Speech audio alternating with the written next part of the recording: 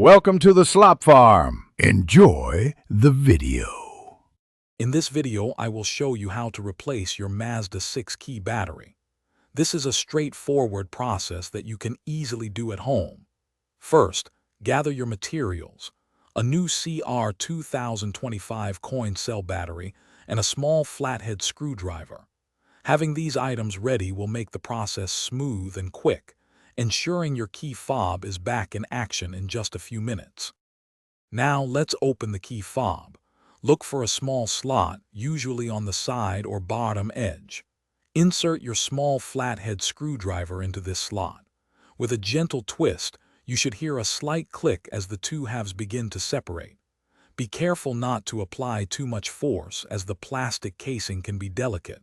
Take your time to avoid any damage. With the key fob open, you'll see the old battery. Before removing it, take a quick mental note of its orientation, specifically which side is facing up. This is usually the positive side.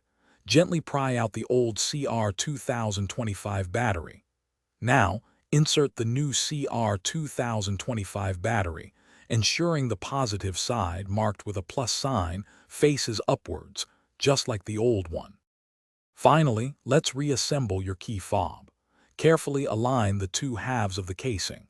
Press them firmly together until you hear a satisfying click, indicating they are securely fastened.